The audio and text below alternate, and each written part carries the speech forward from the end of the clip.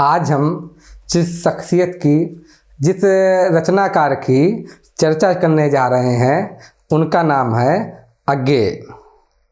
अज्ञेय का पूरा नाम है सच्चिदानंद हीरानंद वात्स्यायन अज्ञेय।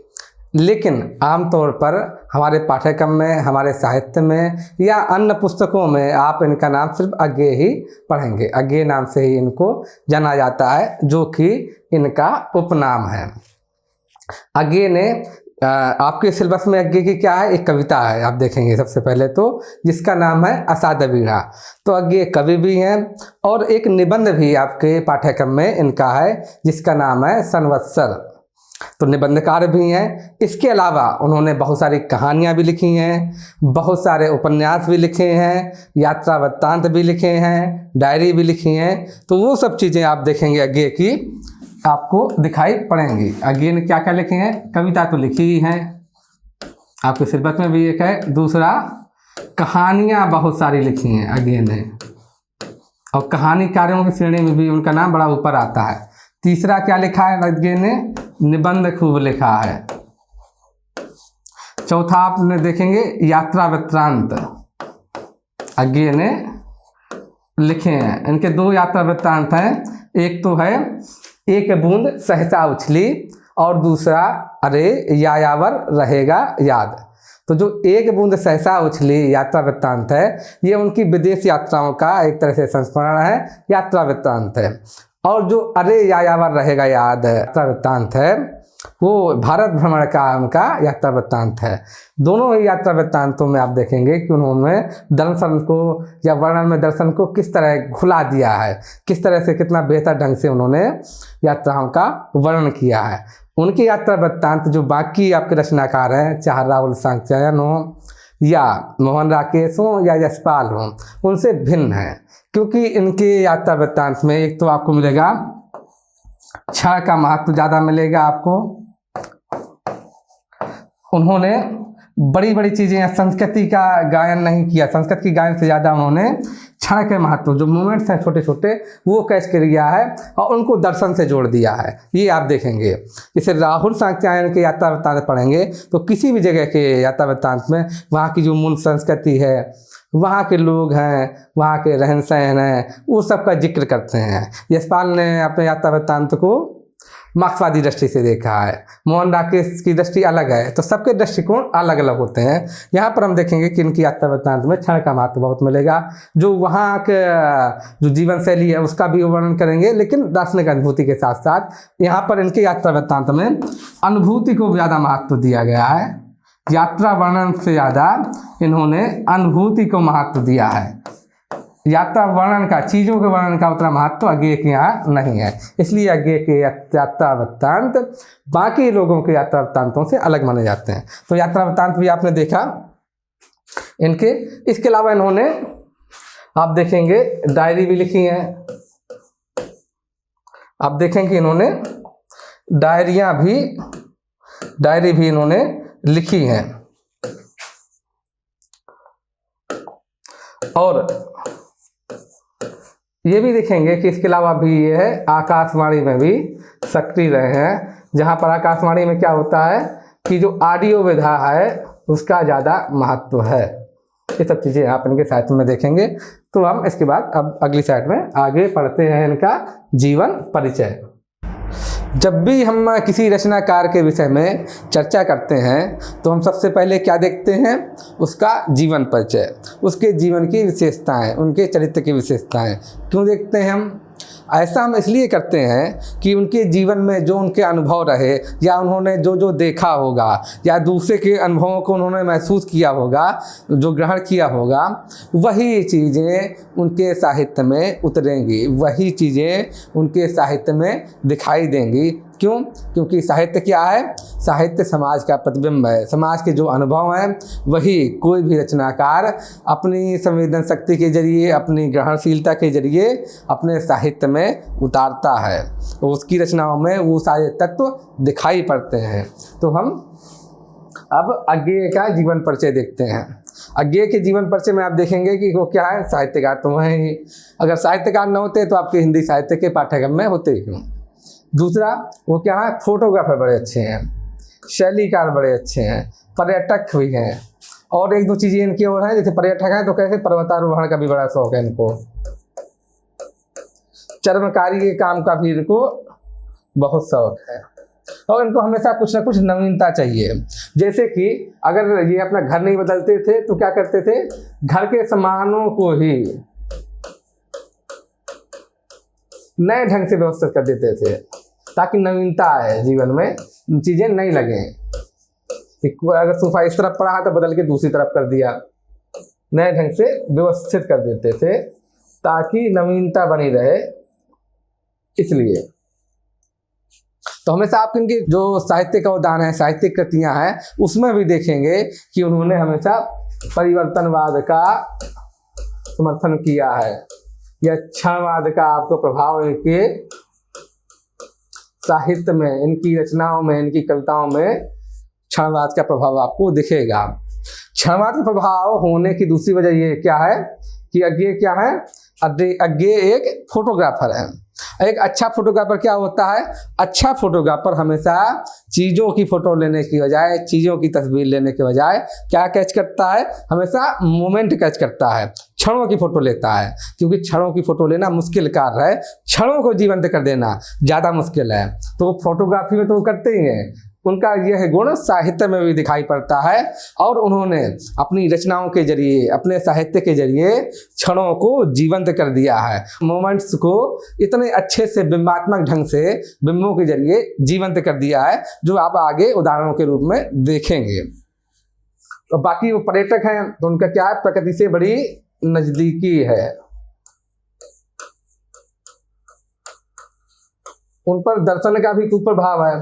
तो वो जब भी घूमने जाते हैं या प्रकृति को बड़ी करीब से देखते हैं तो वो उसका वर्णन सीधे तौर पर नहीं कहते कि आमतौर पर जैसे आम जनता या आम लोग देखते हैं, बल्कि उसमें वो दर्शन भुला देते हैं। दर्शनों की अनुभूति उनके वर्णन में, जब भी प्रकृति वर्णन होता है, घुल जाती है। दर्शनों की अनुभूति घुली हुई दिखाई पड़ती है, लगती है उसमें। तो ये चीज़ें आपको इनके जो साहित्य है, इनका जो साहित्यिक कृतियाँ हैं, चाहे वो कविता हो, कहानी हो, या यात्रा वृत्तांत हो, या निबंध हो, उन सब में दिखाई पड़ेगा।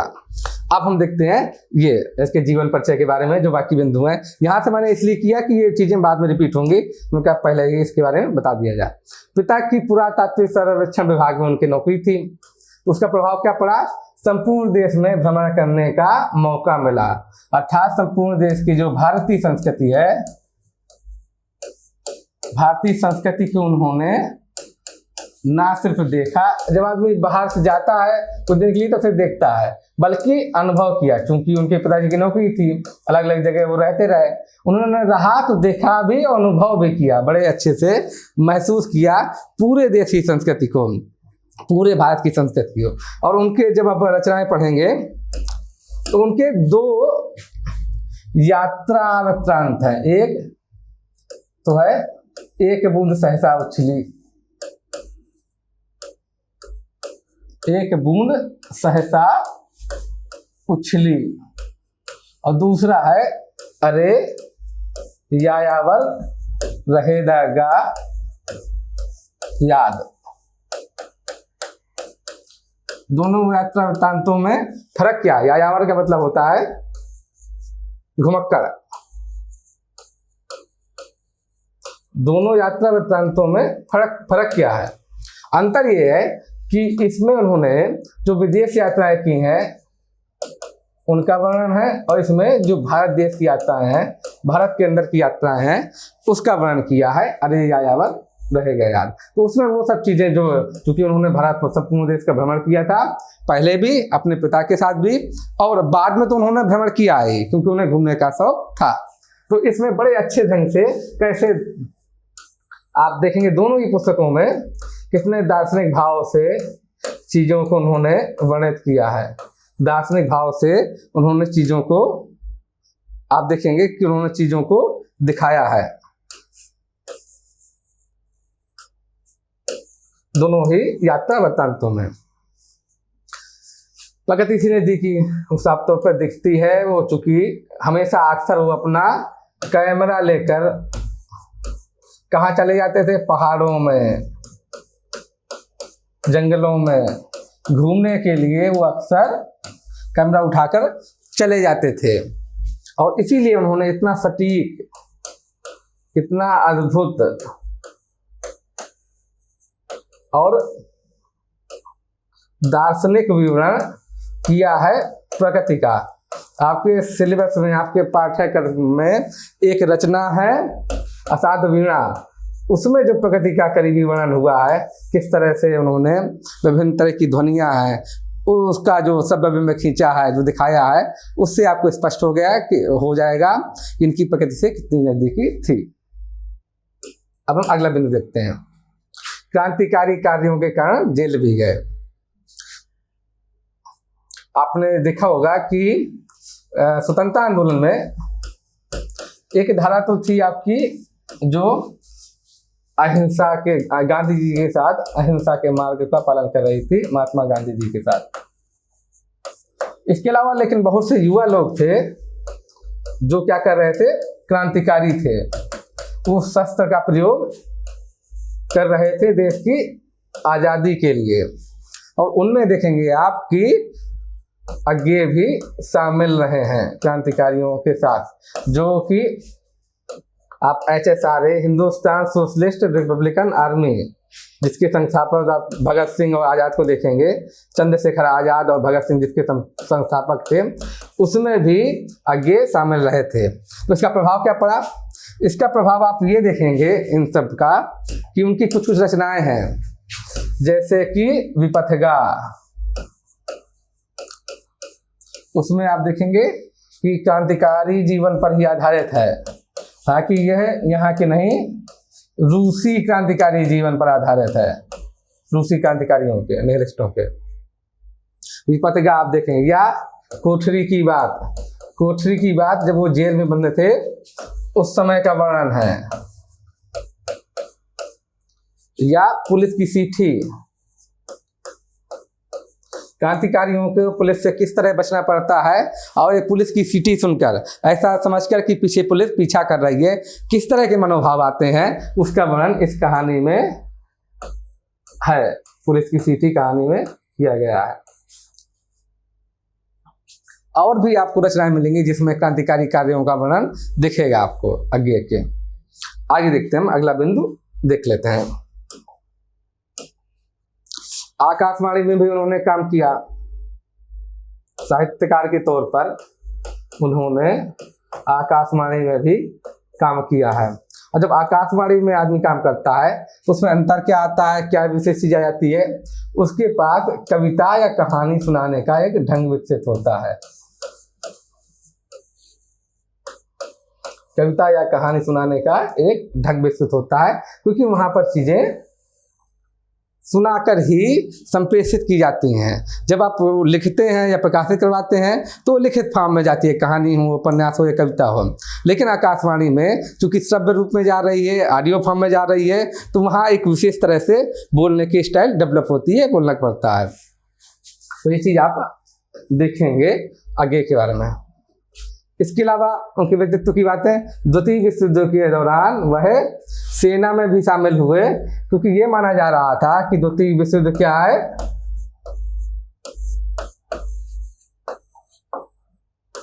द्वितीय विश्व युद्ध को नाजीवाद के विरुद्ध युद्ध माना गया था, साम्राज्यवाद के विरुद्ध युद्ध माना गया था। हालांकि इसमें दोनों पक्ष से ही साम्राज्यवादी शामिल थे, फिर भी नाजीवाद को माना गया था कि मानवता के लिए ये ज़्यादा खतरनाक है। इसलिए द्वितीय विश्व युद्ध में यह सेना में भी शामिल हुए। युद्ध लड़ने के लिए कहाँ भेजे गए? पूर्वोत्तर गए युद्ध लड़ने के लिए। 1943 से 46 तक वो पूर्वोत्तर में रहे। इसका प्रभाव ये पड़ा कि कई सारी कहानियाँ इनकी हैं, जैसे कि आप पढ़ेंगे जयदोल या मेजर चौधरी की वापसी,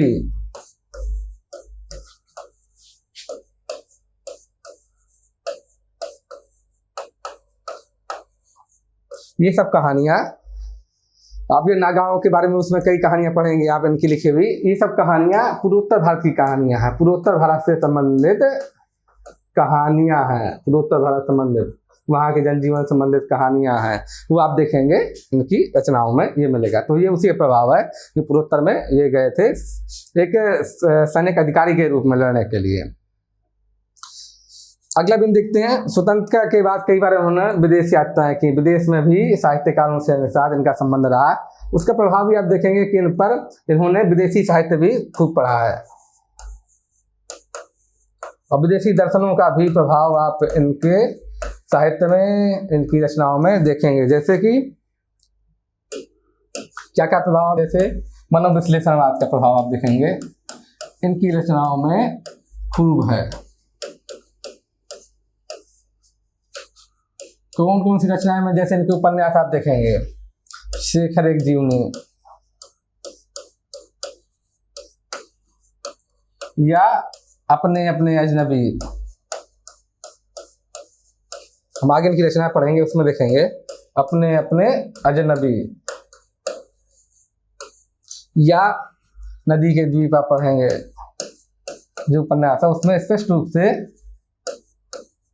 आप देखेंगे कि इस पर मनोविश्लेषणवाद का प्रभाव है और अस्तित्ववाद का भी प्रभाव है। मनोविश्लेषणवाद का प्रभाव ज़्यादा है, अस्तित्ववाद का प्रभाव इसमें कम देखेगा।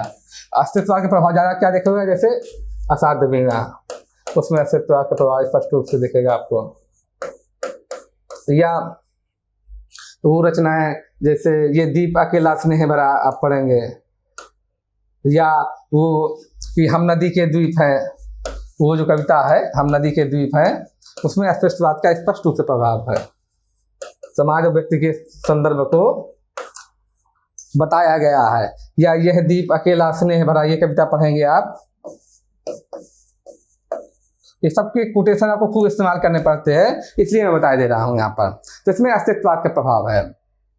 यहाँ तक कि कहानियों में भी आप देखेंगे मनोविश्लेषणवादी से रोज कहानियाँ गैंग्रीन, उसमें मनोविश्लेषणवाद का प्रभाव आपको स्पष्ट रूप से दिखेगा।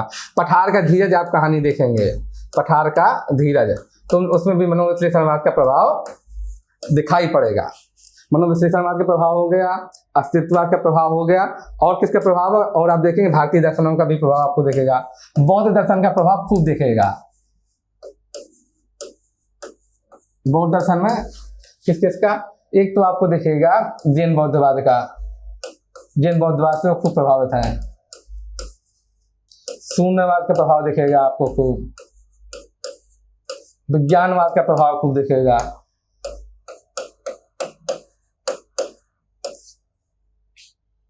क्षणवाद का प्रभाव खूब दिखेगा। ये सब बौद्ध दर्शनों का ही प्रभाव आपको इन पर दिखेगा। आगे का ये जगह जगह का जैन बौद्धिज्म का आप असाध्य वीणा पढ़ेंगे, पूरी उसी पर आधारित है। शून्यवाद का प्रभाव भी असाध्य वीणा में, जब महाशून्य की वो चर्चा करते हैं तो उस पर भी आप देखेंगे असाध्य वीणा में इसका प्रभाव है। अन्य रचनाओं में भी है, इसमें भी है। क्षणवाद का प्रभाव तो आप जगह जगह देखेंगे कि एक बूंद सहसा उछली जो कविता है, कविता भी है और यात्रा वृत्तांत भी है। ये एक बूंद सहसा उछली, तो इसमें क्या है, किसका प्रभाव है, क्षणवाद का ही प्रभाव है। तो संवत्सर निबंध है इनका, जो कि आपके पाठ्यक्रम में है, आप ध्यान दीजिएगा, उसमें भी क्षणवाद का प्रभाव है, क्योंकि उसमें स्पष्ट रूप से मान्यता है कि परिवर्तन ही संसार का मूल सार है, मूल तत्व, वही एक ऐसी चीज है जो स्थायी है, वरना जगत में कुछ भी स्थायी नहीं है। इस तरह बौद्ध दर्शन का और भी कई दर्शनों का आपको प्रभाव मिलेगा, हिंदुस्तानी दर्शनों का प्रभाव मिलेगा। ये मोटा मोटा सा प्रभाव जो ज़्यादा दिखाई पड़ता है वो मैंने बता दिया, किन किन रचनाओं में ये भी मैंने बता दिया। तो विदेश गए तो उसमें इस चीज़ का प्रभाव, क्योंकि जैन बुद्धिज्म भारत में तो लोकप्रिय है ही, चीन और जापान में बहुत ज़्यादा लोकप्रिय है। बाकी मनोविश्लेषणवाद और ये अस्तित्ववाद, ये जो यूरोपीय दर्शन है, यूरोप में खूब ज़्यादा महत्वपूर्ण है सब। आगे हम पढ़ते हैं, आगे देखते हैं। सैनिक विशाल भारत दिनमान आदि पत्र पत्रिकाओं का संपादन किया। संपादन लेखन से थोड़ा भिन्न कार्य है, जिसमें कि बड़ा कोऑर्डिनेशन की जरूरत पड़ती है, समन्वय की जरूरत पड़ती है, तो ये भी इन्होंने किया। और किसका संपादन किया, इनका तो किया ही। और जो एक महत्वपूर्ण बात है, आप देखेंगे कि इन्होंने तार सप्तकों का संपादन किया। तार सप्तक टोटल कितने हुए हैं, तार सप्तक हुए हैं 4।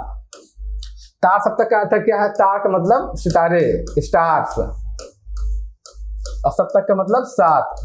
तो इसमें होता क्या था, ये एक तरह से पत्रिका है, मैगजीन है, जिसमें 7 कवियों की रचनाएं होती थी, इसलिए इसको क्या बोला गया, ताल सप्तक।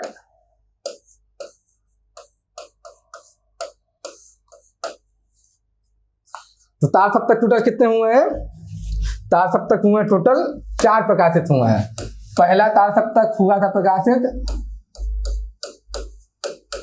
कब हुआ था, 1943 में, और यहीं से किसकी शुरुआत मानी जाती है, प्रयोगवाद की शुरुआत मानी जाती है। दूसरा ताल सप्तक प्रकाशित हुआ था,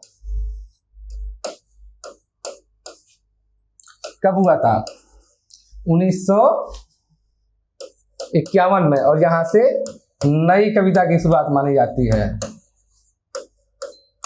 तीसरा वो हुआ था 1959 में। तो ये तीनों ताल सप्तक, मैं यहाँ बता क्यों रहा हूं, इनका जिक्र क्यों कर रहा हूं, ये तीनों ताल सप्तक का प्रकाशन अज्ञेय ने किया था, इसलिए मैं यहाँ पर जिक्र कर रहा हूं, इसलिए मैं यहाँ पर इनको बता रहा हूं। चौथा जो ताल सप्तक था वह 1979 में प्रकाशित हुआ था, और यह नामवर सिंह ने प्रकाशित कराया था। तो तीनों ताल सप्तक शुरू किए, तीनों ताल सप्तक अज्ञेय ने प्रकाशित कराए थे। तो यहाँ पर उनकी जो संपादन कला है उसका भी जिक्र मिलता है। और ये बता चुका हूँ, साहित्यकार तो हैं ही, फोटोग्राफर बड़े अच्छे थे, शैलीकार बड़े अच्छे थे, पर्यटक थे, उन्हें खूब घूमना फिरना पसंद था, चर्मकारी के काम भी अच्छे से करते थे। ये सब उनकी चरित्र की विशेषताएं हैं। उन विशेषताओं का असर कहाँ कहाँ दिखता है साहित्य में, ये हमने चर्चा की। अब हम लोग जरा आगे बढ़ते हैं। ये उनकी रचनाएं हैं, रटने की जरूरत नहीं है, आप पढ़ सकते हैं। सिविल सर्विस के दृष्टिकोण से ये रटना कहीं से उचित नहीं है, जरूरत भी नहीं है, लेकिन नेट ये आप अगर आप दे रहे हो तो वहाँ पर ये सब पूछ लिया जाता है, आप उसके लिए रख सकते हैं, देख सकते हैं। और वो जो मैंने बताया कि किस रचना में किसका प्रभाव है, क्या उसका मूल थीम है, संवेदना है, उसका इस्तेमाल भी आप नेट जीआरएफ में कर सकते हैं। उस दृष्टिकोण से भी आप उसका लाभ ले सकते हैं। तो ये उनका कविता संग्रह है, भग्न दूत चिंताएं तिलम हरि घास पर क्षण भर बावरा हेरी आंगन के पार द्वार, कितनी नावों में कितनी बार। ये तो जो आंगन के पार द्वार है उसी में आपकी जो रचना है असाध्य वीणा वो संग्रहित है। इन सब पर कितनी नावों में कितनी बार, या ये सब पर ना आप देखेंगे उसका दर्शन का खूब प्रभाव है, बौद्ध दर्शन का प्रभाव सबसे ज्यादा मिलेगा आपको, दर्शन का प्रभाव खूब ज्यादा। कहानियां विपत्तिका मैंने बताया, क्रांतिकारी जीवन पर है, परंपरा कोतरी की बात, ये सब क्रांतिकारी जीवन पर है, जेल के जीवन पर है। ये शरणार्थी, ये कहानी है किस पर, ये कहानी है बंटवारे के समय की, जब देश का विभाजन हुआ था आज़ादी के समय, तो उस पर ये कहानी अवलंबित है। ये शरणार्थी कहानी और मुस्लिम भाई भाई आप पढ़ेंगे, बहुत बेहतरीन कहानी है ये दोनों, देखिएगा। उस समय जिस समय देश का बंटवारा हुआ था तो कितना क्या हालत हो गई थी लोगों की, जो सांप्रदायिकता है किस स्तर तक नीचे पहुंच गई थी, सांप्रदायिकता का स्तर कितना नीचे पहुंच गया था आदमी के जनजीवन में, उसका उल्लेख, सांप्रदायिकता कैसे लोगों के मन में घर कर गई थी, उसका उल्लेख ये शरणार्थी कहानी आप देखेंगे। और मुस्लिम भाई भाई, ये जब कहानी आप पढ़ेंगे तो इन सब कहानियों में इसमें और इस कहानी में आपको दिखाई पड़ेगा। अब हम देखते हैं आगे। उपन्यास शेखर एक जीवनी, नदी के द्वीप, अपने अपने अजनबी, इन सब में मनोश्लेषणवाद और अस्तित्ववाद का प्रभाव है, आप देखेंगे। यात्रा वृत्तांत, अरे यायावर रहे गया तो एक बूंद सहसा उछली, ये आपका भारत का यात्रा वृत्तांत है, भारत की जगहों के, अब ये विदेशी जगहों के हैं। इसमें निबंध संग्रह, सब रंग शंकु आत्मने पद, इस सब संवत्सर, आपका निबंध जो है आपके सिलेबस में पाठ्यक्रम में है, तो समय पर आधारित है, समय काल की जो प्रवाह है, काल का प्रवाह है उस पर आधारित है। ये डायरिया उन्होंने लिखी है, संस्मरण लिखा है, उसका बनाना है। इसको बहुत ज़्यादा रटना नहीं है, ये सिविल सर्विस के हिसाब से बहुत ज़्यादा रटने वाला काम सिविल में नहीं चलता। अब देखते हैं साहित्य का अवदान इनका, तो मैंने जैसा कि बताया ही अभी कि साहित्य इन्होंने क्या किया है कि 3 साल तक सब पुस्तकों का संपादन किया है। प्रयोगवाद और नई कविता के अग्रदूत माने जाते हैं, नेता माने जाते हैं। इनकी वजह से ये दोनों आंदोलन चले, दोनों ही आंदोलन के ये नेता थे। प्रगतिवादी की सपाट बयानी की मान्यता के विपरीत सिर्फ पक्ष पर ध्यान दिया, ये एक विशेष चीज़ है जो महत्वपूर्ण है, जो उनके योगदान पर देख सकते हैं हम लोग। जैसे जो प्रगतिवाद है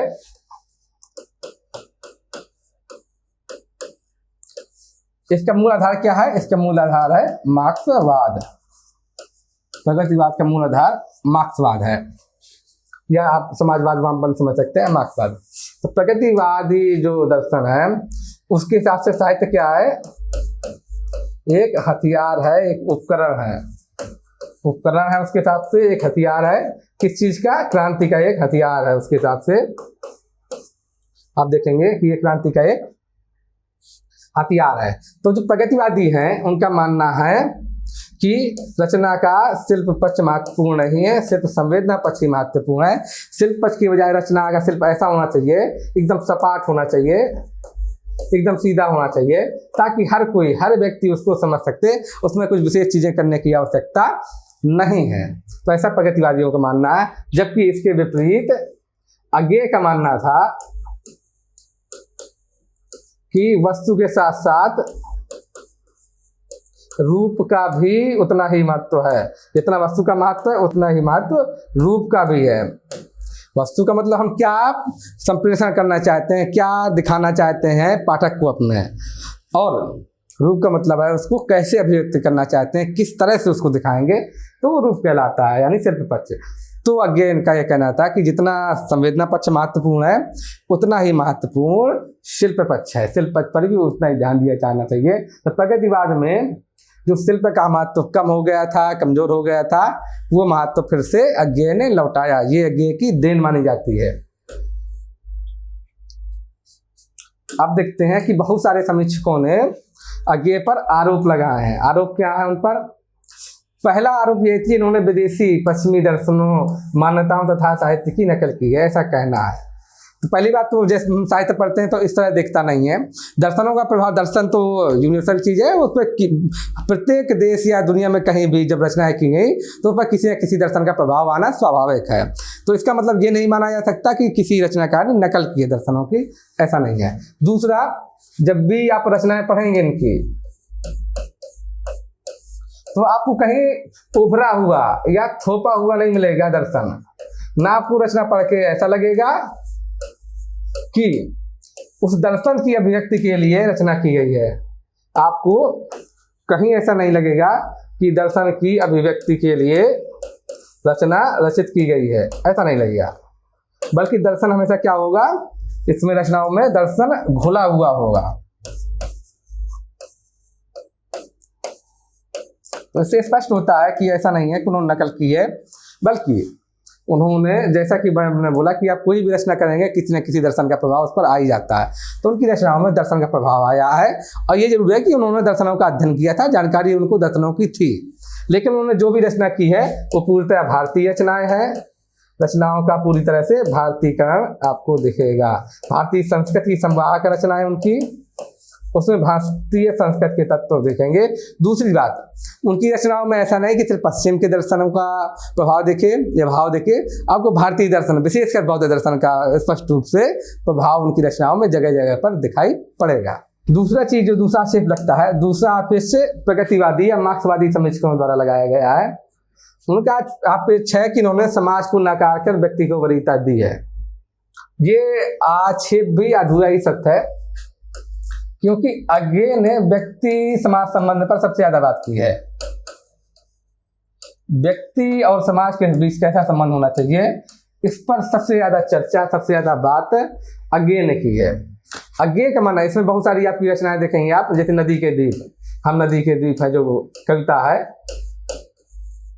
नदी के द्वीप है, इस पर आप देखेंगे, या यह दीप अकेला स्नेह भरा है, गर्व भरा मदमाता, इसे भी पंक्ति को दे दो। ये जो कविता है, ये दीप अकेला स्नेह भरा, ये जो कविता आप पढ़ेंगे तो यह भी एक तरह से ये सब इसी को दिखा रही है, व्यक्ति और समाज के बीच संबंध को। या बूंद और समुद्र के बीच की जो उनकी प्रतीक के रूप में रचनाएं हैं, बूंद और समुद्र की, वो भी व्यक्ति और समाज के संबंध को ही दिखा रही हैं। सबसे ज्यादा व्यक्ति और समाज की चर्चा अज्ञेय ने की है। अज्ञेय का मानना है कि दुनिया में प्रत्येक व्यक्ति का अपना व्यक्तित्व है, स्वतंत्र व्यक्तित्व है व्यक्ति का, और व्यक्ति समाज से स्वतंत्र नहीं है, लेकिन समाज के अंदर व्यक्ति स्वतंत्र है। समाज के अंतर्गत उसे अपने मूल व्यक्तित्व के साथ रहने की, अपने हिसाब से जीने की आज़ादी है। तो समाज के अंदर व्यक्ति स्वतंत्र है, वो समाज से अलग जाके स्वतंत्र नहीं है, वो समाज से अलग नहीं रह सकता, समाज से कट के नहीं रहना चाहिए उसको, लेकिन समाज के अंदर व्यक्ति स्वतंत्र है। यह है अज्ञेय का कथन है, या अज्ञेय की मूल संवेदना अज्ञेय के साहित्य की आप देखेंगे तो दिखाई पड़ेगी। इसी वजह से, लेकिन जहाँ प्रगतिवादी समीक्षक क्या कहते हैं, प्रगतिवादी समीक्षकों का मानना है कि व्यक्ति का अपना स्वतंत्र व्यक्तित्व नहीं होना चाहिए, उसे हमेशा समाज के लिए सोचना चाहिए। जो व्यक्तित्व या जो चीज़ें सिर्फ समाज की है, व्यक्ति की अपनी स्वतंत्र नहीं है। तो यहाँ पर इस वजह से उनका प्रगतिवादियों से या मार्क्सवादी समीक्षकों से द्वंद्व चलता है। यहाँ दोनों में ये फर्क है। तो इस सब चीज़ों में अभी संरचनाओं में, चाहे नदी के द्वीप वाला हो, चाहे ये बूंद और समुद्र वाला हो, या ये दीपक है और पंक्ति वाला हो। यहाँ पर दीपक क्या है, व्यक्ति का प्रतीक है, और पंक्ति क्या है, समाज की प्रतीक है। समुद्र किस चीज़ का प्रतीक है, समुद्र समाज का प्रतीक है, बूंद व्यक्ति का प्रतीक है। इस तरह आप ये देखेंगे, समाज का प्रतीक, ये व्यक्ति का प्रतीक। अब हम अगला आगे देखते हैं अज्ञेय के बारे में। अब हम पढ़ेंगे अज्ञेय के साहित्य की संवेदनागत विशेषताएं या संवेदना पक्ष। आइए देखते हैं आगे। अज्ञेय के साहित्य में जो दिखता है कि व्यक्ति के मनोभावों का चित्रण स्पष्ट रूप से देखेगा। इसलिए बोला भी जाता है कि इन पर मनोविश्लेषणवाद का प्रभाव हो। मन के अंदर क्या चल रहा है, मन की परतों में क्या चल रहा है, मन की तहों में क्या चल रहा है मन के अंदर, वह इनकी रचनाओं में दिखाई पड़ता है। ये जो कविता है, यह एक कविता है, इसका नाम है साम्राज्ञी का नैवेद्य दान। साम्राज्ञी का नैवेद्य दान। इस कविता का सार क्या है, संवेदना क्या है। इसमें जब जापान की साम्राज्ञी है, जापान की रानी है, वो बौद्ध मंदिर में जाना चाहती है, जा रही है, तो वो ये नहीं समझ पा रही है कि वह गौतम बुद्ध को क्या चीज़ अर्पित करे, क्या चीज़ उनको दे। तो उसी ऊहापोह का वर्णन इस पूरी कविता में किया गया है, मन के भावों का वर्णन इस कविता में किया गया है। तो वही इसमें दिखाई पड़ रहा है। जैसे कि पढ़िए कि जो कली खिलेगी जहाँ खिली, जो फूल जहाँ है, मैं उसे वहीं पर अक्षत, बिना क्षति पहुंचाए उसको, अनाघात, बिना उस पर घात किए हुए, अस्पष्ट, बिना उसको नुकसान पहुंचाए हुए, अनाविल, हे महाबुद्ध अर्पित करती हूँ। मैं बिना उसको तोड़े हुए, बिना उस फूल को, उस कली को तोड़े हुए, तुमको वैसे ही जहाँ पर वो खिल रही है, जहाँ पर उसका विकास हो रहा है, वह वहीं से हे बुद्ध तुमको मैं वो कली अर्पित करती हूँ। ये आप देखेंगे, क्योंकि ये ऊहापोह की है कि पहले उसने सोचा कि मैं क्या अर्पण करूं गौतम बुद्ध को। वो पूरी कविता आप देखेंगे तो इसी तरह के मनोभावों को ये दर्शा रही है। ये उसका अंतिम वाला हिस्सा है कि जहां उसने सोचा है कि मैं इस तरह गौतम बुद्ध को ये चीज़ अर्पित कर रही हूँ। इसमें हालांकि जो बौद्ध दर्शन है उसका भी प्रभाव कैसे दिखता है, ये आपको तब समझ में आएगी जब आप अंगुलीमाल वाली कहानी याद करेंगे। अंगुलीमाल वाली कहानी में वो कैसे समझाते हैं अंगुलीमाल को। जब उन्होंने कहा अंगुलीमाल में कहा कि जहाँ हो तुम वहीं रुक जाओ, आगे मत बढ़ना, तो गौतम बुद्ध आगे बढ़ते चले आए। तो अंगुलीमाल ने कहा तुम रुके क्यों नहीं, जब मैंने बोला तुम्हें आवाज़ लगाई कि वहीं रुक जाओ तुम, तुम्हारी हिम्मत कैसे हुई, तुम रुके क्यों नहीं।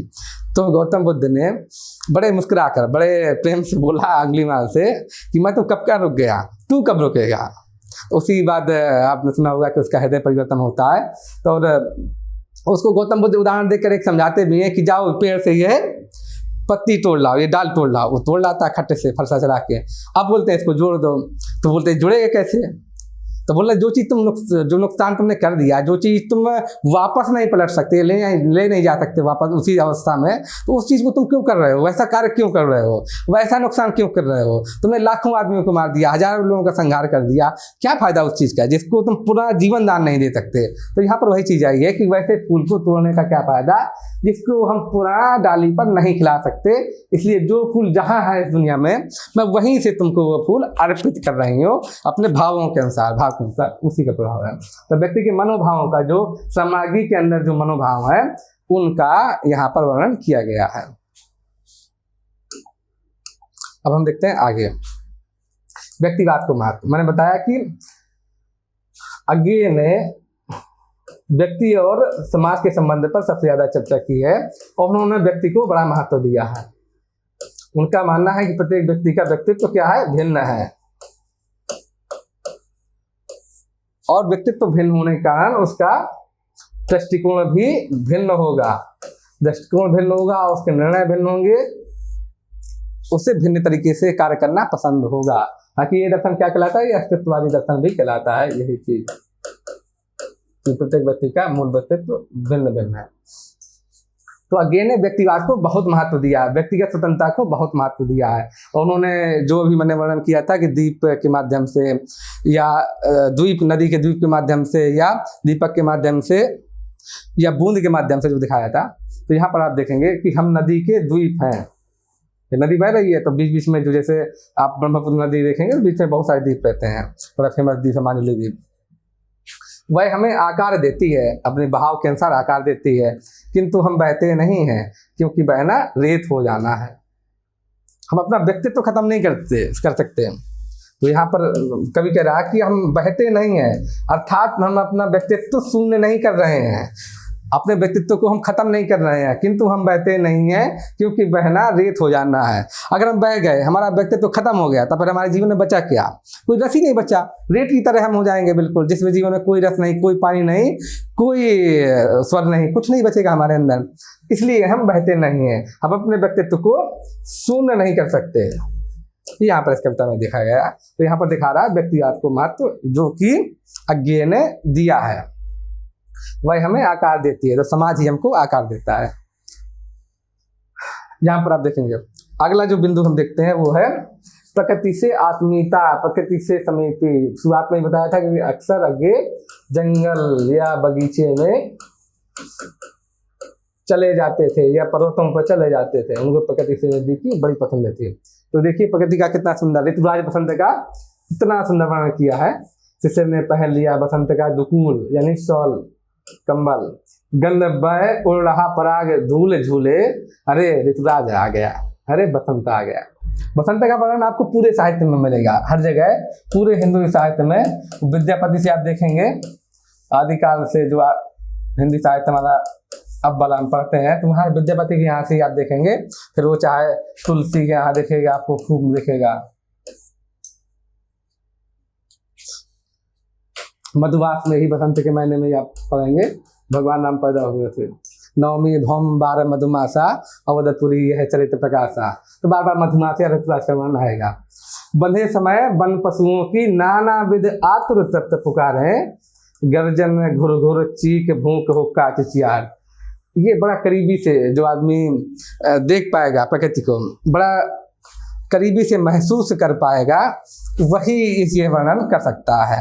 ये शब्द बिंब ये वही दिखा सकता है, वही ये व्यक्ति वर्णन कर सकता है जिसने प्रकृति को बहुत करीबी से बड़े अच्छे से देखा हो।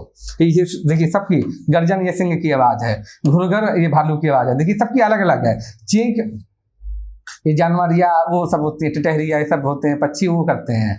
भूख भौंकना किसी का, कुत्ते की आवाज़ है। तो ये सब अलग अलग, चिचिहाट बंदरों की आवाज़ है या पक्षियों की आवाज़ होती है, सब अलग अलग आवाज़ें हैं। इन सब का अंतर वही कर सकता है जिसकी प्रकृति से बहुत नज़दीकी हो, बहुत करीबी हो, तो वही व्यक्ति कर सकता है। तो ये सब का उदाहरण है, आप देख सकते हैं। यहाँ पर ये प्रतीकों का प्रयोग है। व्यक्तिवाद को महत्व तो है, ये इस कोटेशन का इस्तेमाल आप कहाँ कर सकते हैं, प्रतीकों के प्रयोग में भी कर सकते हैं। प्रतीकों को कैसे प्रयोग किया गया, द्वीप क्या प्रतीक है व्यक्ति का, और नदी क्या है समाज का प्रतीक है, तो वहां भी कर सकते हैं आप।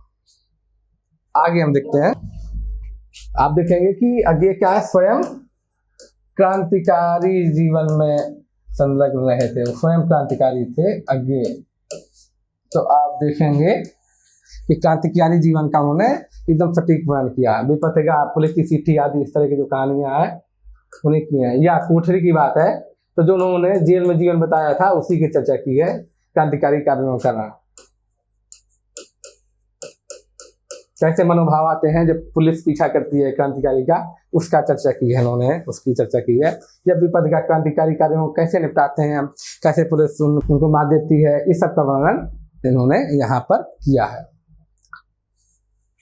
ये कविता भी देखिए, कोटेशन देखिए, ये उन्हीं क्रांतिकारियों के लिए ही है।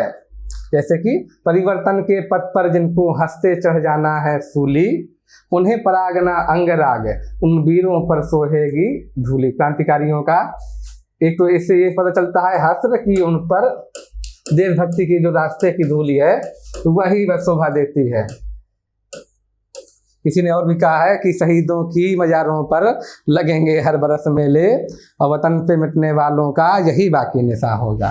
दूसरे देखिए कि परिवर्तन के पथ पर जिनको हंसते चढ़ जाना सूली, उन्हें परागना अंगराग, उन वीरों पर सोहेगी धूली। तो ये रचना है, ये देखेंगे क्रांतिकारियों के लिए ही ये रचना उन्होंने लिखी है। अगला बिंदु हम देखते हैं कि रचना में दर्शन को घुला देने की प्रवृत्ति। आप जब भी उनका साहित्य पढ़ेंगे, रचना पढ़ेंगे, तो कहीं थोपा हुआ नहीं लगेगा दर्शन, या ऊपर से चिपका हुआ दर्शन नहीं लगेगा आपको। दर्शन कैसा है, उसके अंदर घुला हुआ है। रचनाओं में दर्शन घुला हुआ है। जैसे कि देखिए, द्वार खुले द्वार के पार आंगन, भवन के ओर छोर सभी मिले, उसी में कहीं खो गया भवन। ये इन्होंने जो दर्शन की चर्चा की है उसमें इस दर्शन घुला हुआ, कहीं से चिपका हुआ नहीं पर है। ये जब आप अंदर की बात करेंगे, कुंडलिनी जागरण की बात करेंगे, अंदर देखने की बात करेंगे, बार बार आप देखेंगे अज्ञे को, तो वो अंदर की ओर झांकने की बात करते हैं, अंदर की ओर झांकने की बात करते हैं। उनका मानना है कि परम सत्ता कहाँ है, हमारे अंदर ही परम तत्व विद्यमान है, उसे कहीं बाहर जाकर खोजने की जरूरत नहीं है। मैंने बताया था, कबीर ने भी उसको वही कहा कि मुझको कहाँ ढूंढ बंदे, मैं तो तेरे पास में, या कस्तूरी कुंडली बस है, मृग ढूंढ है बनमाए। सब आप उदाहरण देखेंगे तो वैसे ही बोलते हैं। तो उसी का वर्णन करते हुए कबीर ने जो कहा है, आगे नहीं कहा है कि इसमें रचना में ही दर्शन घुले रहते हैं, अलग से नहीं चिपके होते हैं। या ये देखिए, महाशून्य व महामौन, ये आपकी जो साध वीणा है उसी का हिस्सा है। अनाथ अद्वैत अपमेय, जो शब्दहीन सब में गाता है। ये आप देखेंगे उसी परम तत्व की चर्चा करते हुए वह बोल रहा है कि वो महाशून्य, वो महामौन, वो देखने में महाशून्य, लेकिन उसमें सारे स्वर समाहित है, सारे स्वर उसी के अंदर समाहित है। जैसे कि जो प्रकाश नहीं होता हम लोग देखते हैं, तो प्रकाश कैसे दिखता है, रंगहीन दिखता है प्रकाश, लेकिन जब उसको हम किसी स्पेक्ट्रम से गुजारते हैं, किसी प्रिज्म से गुजारते हैं जब हम उसको, तो उसका क्या बन जाता है, स्पेक्ट्रम बन जाता है। उसमें सातों रंग, वाइट की ओर, वायलेट से लेके रेड तक, बैगनी से लेके लाल तक, सारे रंग, सातों रंग दिखाई पड़ते हैं उसी रंगीन प्रकाश में। इसी तरह महाशून्य या महामौन में ही सारे स्वर समाहित हैं, और वो हमारे अंदर ही व्याप्त है, जो शब्दहीन सब में गाता है, सबके अंदर वही गा रहा है शब्दहीन होकर। तो यहाँ पर वही दिखाया, दर्शन को ही उन्होंने दिखाया है। ये भारतीय दर्शन है, इसकी हम चर्चा कर रहे हैं। आप जब वेदांत पढ़ेंगे, अद्वैतवाद पढ़ेंगे, तब आपको समझ में आएगा कि ये दर्शन, ये भारतीय दर्शन है, ये हमारे अंदर ही ईश्वर व्याप्त है। अद्वैतवादी दर्शन कहलाता है। भारतीय संस्कृति के पुरजोर समर्थक। अब देखेंगे, स्पष्ट रूप से देखेंगे कि उन्होंने अज्ञे ने भारतीय संस्कृति और भारतीय दर्शनों का पुरजोर समर्थन किया है। अक्सर आपको बौद्ध दर्शन तो मिलेगा ही उसमें, वेदांत दर्शन स्पष्ट रूप से मिलेगा। अद्वैतवाद आपको जो ज्ञान मार्ग की शाखा है, अद्वैतवाद आपको स्पष्ट रूप से दिखाई पड़ेगा। ये अद्वैतवाद ही है, ईश्वर हमारे मन के अंदर है, अंदर ही है, हमारे अंदर ही है। आत्मा परमात्मा की जो बात होती है वो अद्वैतवादी दर्शन कहलाता है। तो यहाँ पर भी देखेंगे, जैसे कि आगे अपनी संस्कृति का वर्णन करते हुए कहते हैं, नहीं ये मेरे देश की आंखें नहीं हैं, पुते गालों के ऊपर नकली भावों के नीचे छाया प्यार के छलावे बिठाती है। तो ये जैसे इस तरह की देते हैं, इस तरह का भाव हमारे देश के लोगों में नहीं है। ये कौन सा भाव है, पश्चिमी भाव है, जो कि क्या है, बनावटी है। ये रंगी पुती आंखें मेरे देश की आंखें नहीं हैं, वो बता रहे हैं आगे। तो यहाँ पर अपने देश का समर्थन का भाव है, पश्चिमी दर्शन का, पश्चिमी संस्कृति से विलगाव का भाव है यहाँ पर। ये देखिए अपने देश का वर्णन, इन्हीं तृण फूस छप्पर से ढके ढुलमुल गंवारी झोपड़ों में ही हमारा देश बसता है। तो उस समय भारत की स्थिति है, उसका वर्णन आगे कर रहे हैं। इन्हीं के ढोल मांदल बांसुरी के उमकते सुर में हमारी साधना का रस बरसता है। ये बता रहे हैं कि आप इस मैलांचल पढ़ेंगे, आर्न उपन्यास पढ़ेंगे तो उसमें देखेंगे कि जो संथाल लोग हैं, आदिवासी लोग हैं, ढोल मादल बांसुरी बजाते हैं। और ये आपको दिखेगा पूरी साहित्य में हमारे हर जगह पर कि भले ही ब्रिटिश सरकार थी, देश का बड़ा शोषण हुआ था, भयानक शोषण था किसानों का, और जो किसानों कृषि पर जनसंख्या निर्भर थी, वंचितों का। लेकिन इस शोषण के बावजूद भी लोगों के अंदर जिजीविषा व्याप्त है।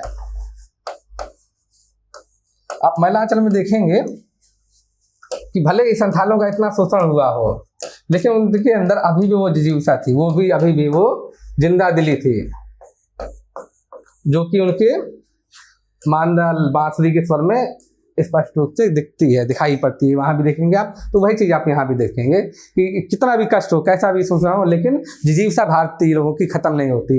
ये भारतीय संस्कृति की क्या है, पहचान है, अदम्य जिजीविषा।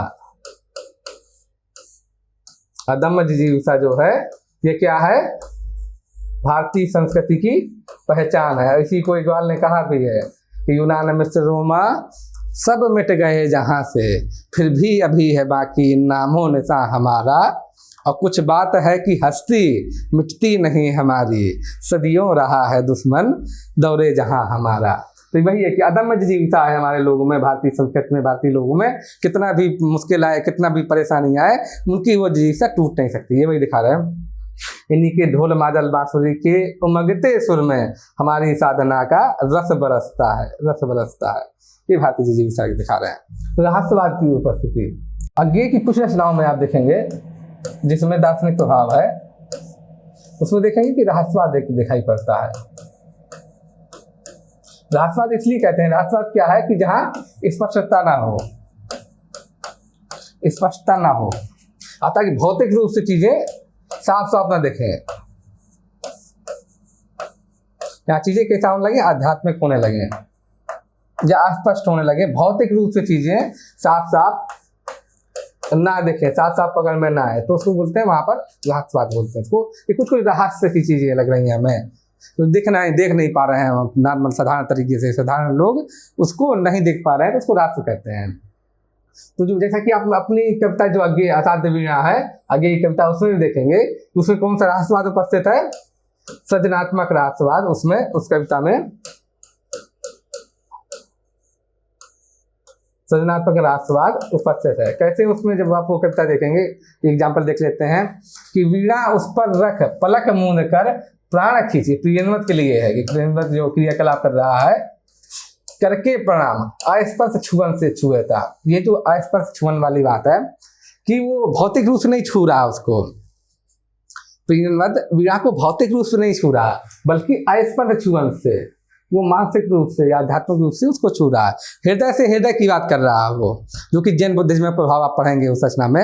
उस रचना के वीडियो में पूरा डिटेल से चर्चा की थी रहस्यवाद का। यहाँ मैं उसका हल्की सी झलक दिखाई दे रहा हूँ कि अस्पर्श छुअन से छुए तार, वो भौतिक रूप से नहीं छू रहा है, भौतिक रूप से स्पर्श नहीं कर रहा है, बल्कि आध्यात्मिक के मानसिक रूप से ही उसको स्पर्श कर रहा है, बात कर रहा है उससे, और उसी वजह से उसमें स्वर निकलने आरंभ होते हैं।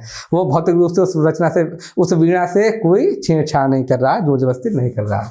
तो ये अस्पर्श छुअन है, ये एक उदाहरण है रहस्यवाद का, जो सृजनात्मक। चूंकि ये रहस्यवाद किस चीज के लिए है, पूरी रचना ही बताती है कि रचनात्मकता कैसी होती है, सृजनात्मकता कैसी होती है, सृजन की प्रक्रिया क्या है। इसलिए इस रहस्यवाद को क्या कहा गया है, इस रहस्यवाद को सृजनात्मक रहस्यवाद यहाँ पर बताया गया है। तो अज्ञे की रचनाओं में रहस्यवाद की उपस्थिति आपको दिखाई पड़ेगी।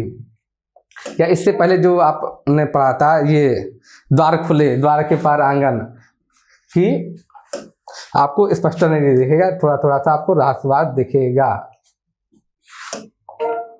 या महाशून्य महामौन, जो शब्दहीन सब में गाता है, जो शब्दहीन भी है और सब में गा भी रहा है, तो यहाँ पर आपको रहस्यवाद की ही अनुभूति होगी। तो यहाँ पर जैसे आप देखें, अस्पर्श छुअन वाला भाव है, ये क्या है, ये रहस्यवाद ही है। या इसी रचना में आता है, करता था नीरव एकालाप प्रियन्वद, तो ये जो नीरव एक आलाप वाली बात है, ये क्या है, रहस्यवादी है। क्यों? नीरव का मतलब बिना शब्द के, बिना बोले कोई एक आलाप बात कैसे कर सकता है, कैसे बोल सकता है दूसरे से, बिना मुख का इस्तेमाल किए हुए, बिना बातों का इस्तेमाल किए हुए। तो इसलिए यहाँ पर रहस्यवाद बोला गया है। ये कौन सा रहस्यवाद है? सृजनात्मक रहस्यवाद है। अब आइए, हम लोगों ने पहले भी चर्चा की थी कि आगे पर एक तो बौद्ध दर्शन का जो क्षणवाद है, परिवर्तनवाद है, उसका कुप्रभाव है। दूसरा मैंने बोला भी था कि वो फोटोग्राफर हैं बड़े अच्छे, तो वो किस पर जोर देते हैं? क्षण की तस्वीर खींचने में बड़ा जोर देते हैं। उनके जीवन में क्षण का बड़ा महत्व है। उनका खुद का भी कहना है कि जो चीज़ क्षण में हो सकती है, जो परिवर्तन क्षण में हो सकता है, जो भाव मन में क्षण में आ सकता है, वो कभी युग में नहीं आ सकता। तो ये चीज़ आप यहाँ पे देखेंगे। और सब समय पर आया, बस उतना ही क्षण अपना, तुम्हारे पलकों का कपना। ये क्षण का ही महत्व दिखा रहा है यहाँ पर। या एक क्षण भर और रहने दो मुझे अभिभूत, लंबे सर्जना के क्षण कभी भी हो नहीं सकते। सर्जना के क्षण लंबे नहीं होते, वो एक क्षण में चीज़ें बदल जाती हैं, एक क्षण में चीज़ें परिवर्तित हो जाती हैं। विचार एक क्षण में आता है मस्तिष्क में, ऐसा नहीं कि लगातार आते रहते हों, ऐसा नहीं होता। जब भी कोई रचना प्रक्रिया करता है, कोई भी आप उपन्यास लिखते हो, कहानी लिखते हो, कविता लिखते होंगे, तो आप देखते होंगे कि विचार एक क्षण में आते हैं, एक आते हैं। मैं स्वयं भी लिखता हूँ, इसलिए मैं ज़्यादा अच्छे से बता सकता हूँ उसको कि विचार हमेशा एक क्षण में एक आ जाता है। उसको नोट कर लेते, अगर आप भूल गए तो वो आपके दिमाग से उतर भी जाएगा। इसलिए ये विचार एक आता है। फिर उसका आधार लिखकर, उस पर आवरण चढ़ाकर हम पूरी कहानी लिखते हैं, कविता लिखते हैं या उपन्यास लिखते हैं। लेकिन विचार जो मूल संवेदना होगा, मूल भाव होगा, वो एक क्षणिक होता है, क्षण में ही आता है। तो आप देख सकते हैं कि इसी चीज को कवि ने भी यहाँ दिखाया। इसके और भी ढेर सारे उदाहरण देखेंगे आप। ये मैंने देखा एक बूंद सहसा उछली सागर के झाग से रंग गई क्षण भर। यहाँ भी देखिए वो क्षण का महत्व है कि बस बूंद उठी है समुद्र से और फिर समुद्र में चली गई, लेकिन क्षण भर में जो सूरज के प्रकाश की किरण आ रही है, उससे उसका क्या हुआ, रंग बदल गया। तो वो क्षणिक घटना है। तो कैसे बूंद की जीवन में जो बूंद उछली है, तो उसका जीवन तो यहीं से यहीं तक है। जब उछल के बस समुद्र में गिरी, उस बूंद के जीवन में कैसे परिवर्तन ला रही है, उसको दिखा रही है। ये उस मोमेंट को दिखा रहा है। मनुष्य का जीवन भी जब आप समय के सापेक्ष देखेंगे तो मनुष्य का जीवन क्या बोला जाता है, बुलबुला है समय का, उठता है फूट जाता है। हमारे लिए भले ही 80 साल हो, 100 साल हो, लेकिन जब काल का प्रवाह देखेंगे तो उस समय की कोई कीमत नहीं है, कोई वैल्यू नहीं है। वहाँ तो युगों की कोई वैल्यू नहीं होती, आदमी की उम्र की क्या वैल्यू होगी। तो ये चीज़ आप देखेंगे कि कैसे क्षण का कितना महत्व दिया है अज्ञे ने। उनकी साहित्य में क्षण का कितना प्रभाव है, और ये एक बौद्ध दर्शन है क्षणवाद, उसका भी प्रभाव मान सकते हैं आप। व्यक्ति और समष्टि। व्यष्टि से मतलब है व्यक्ति से, और समष्टि से क्या मतलब है, समाज से। तो व्यक्ति और समष्टि यानी व्यक्ति और समाज के बीच में क्या संबंध है, इसको बड़े अच्छे से उन्होंने तय किया है, उजागर किया है। हम पहले भी चर्चा कर चुके हैं कि ये का मानना है कि व्यक्ति समाज के अंदर स्वतंत्र है, उसको आज़ादी है, वो समाज से बाहर जाकर स्वतंत्र नहीं है, लेकिन समाज के अंदर वो पूरी तरह स्वतंत्र है और उसके मूल व्यक्तित्व के अनुसार ही उसको निर्णय लेने चाहिए, उसके अनुसार ही उसको जीवन जीना चाहिए। अन्यथा वह फिर वही सब बातों का, आत्मनिर्वासन का और उन सब चीज़ों का शिकार होगा, अजनबीपन, विडम्बना बोध का शिकार होगा। इसलिए उसे अपने मूल व्यक्तित्व के अनुसार ही निर्णय लेने चाहिए और वह समाज के अंदर रहने के लिए स्वतंत्र है। तो ये उसी का उदाहरण है कि यह दीप अकेला स्नेह भरा है, गर्व भरा मदमाता, इसको भी पंक्ति को दे दो। जो ये दीप है, अकेला अभी खड़ा हुआ है, स्नेह भरा मतलब जीवन में इसके क्या है, रस है, भावना है, संवेदनशीलता है इसके अंदर, स्नेह भरा है, गर्व भरा मदमाता, इसके अंदर आत्माभिमान है। इसको भी क्या करो, पंक्ति को दे दो, इसको भी समाज में स्थान दो, इसको भी पंक्ति को दे दो। ये चीज़ दिखा रही है कि व्यक्ति को समाज के अंदर रहकर उसे स्वतंत्रता है, वो समाज से अलग नहीं रह सकता। तो ऐसा संबंध का निर्धारण किया है। ताकि इसी वजह से वही आपने देखा है कि प्रगतिवादियों से क्या रहा है, विरोध रहा है अज्ञेय का। यथार्थवादी गैर भावुक दृष्टिकोण दिखेगा आपको अज्ञेय के साहित्य में, और इसे आप अज्ञेय का नहीं, आप जब भी देखेंगे, जब भी पढ़ेंगे आप प्रयोगवाद के साहित्य को पढ़ेंगे या नई कविता का साहित्य पढ़ेंगे तो आप देखेंगे कि उसमें क्या है, यथार्थवादी गैर भावुक दृष्टिकोण, वहाँ भावुकता का महत्व नहीं है। क्यों? क्योंकि यहाँ पर प्रेम कैसा हो गया है, बुद्धिवादी हो गया है, शहरी किस्म का प्रेम हो गया है।